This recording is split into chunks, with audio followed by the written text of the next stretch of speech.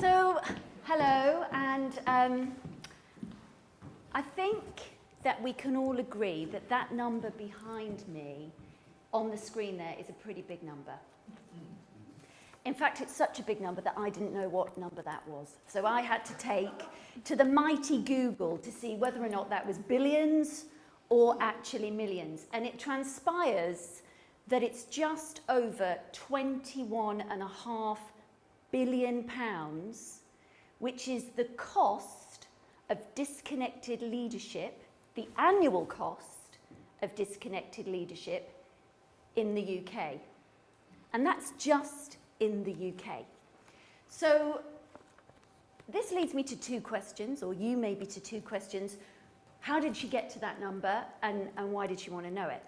So how I got to that number was, it's reported that there are 32.3 million people employed in the UK.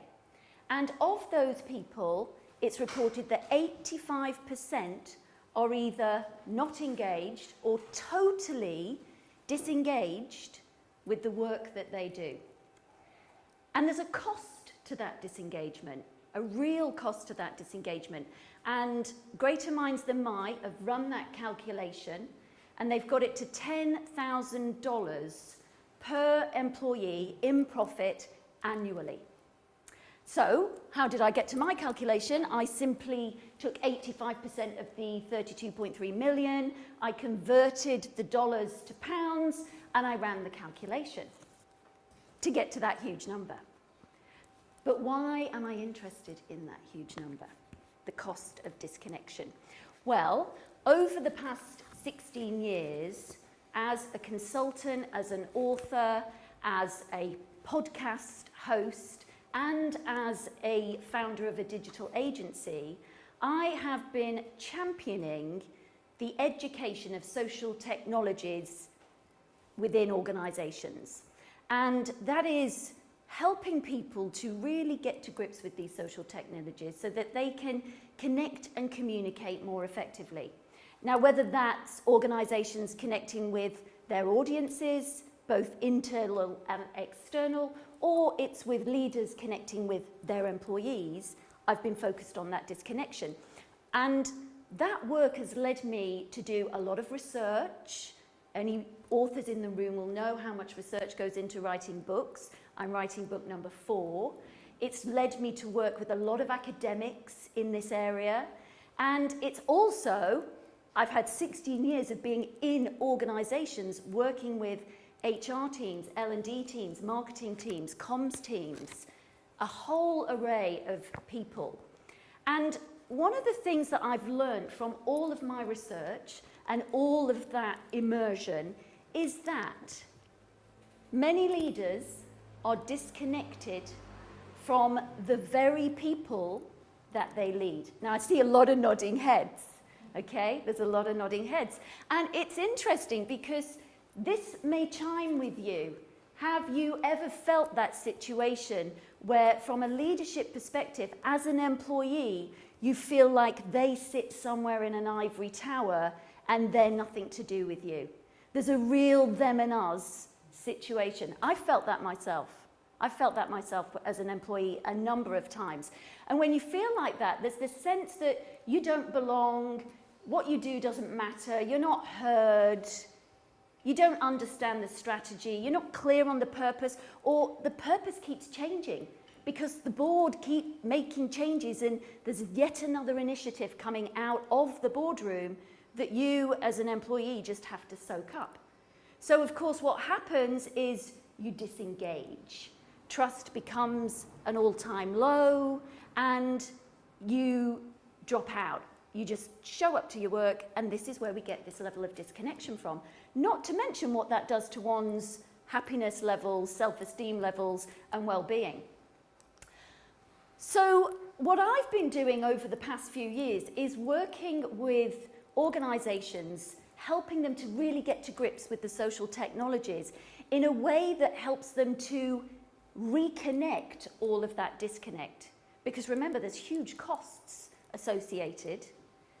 And what I'm really heartened by is from the organisations that I've been working with and a number of the leaders that I've been interviewing recently for my podcast, is that there are leaders that are championing the way and are utilising the social technologies almost less in the technologies and more as a social science to connect and communicate within their own organisations, creating a kind of organisational glue, bringing people together, which is breaking down organisational traditional silos.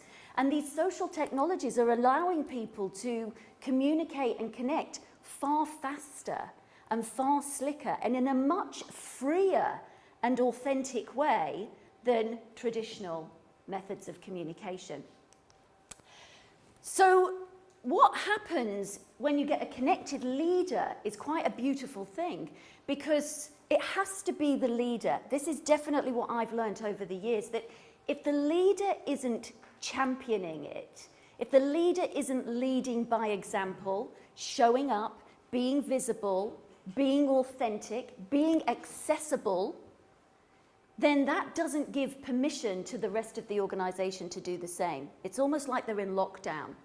Yet when that leader is connected, it gives permission for the whole of the organisation to connect. And what we've seen through the studies is when that happens, engagement goes up, trust goes up, employee happiness goes up. And of course, that isn't just internally within the organisation. Those aspects start to permeate far beyond, rippling far wider into customers and out to the wider audience, so that the brand values are really known and heard, and share of mind around that brand and that organisation is positive. So what the social technologies really enable leaders to do is walk the floor. And I'm a big reader. Many of you may know Tom Peters, probably one of the best management gurus there is.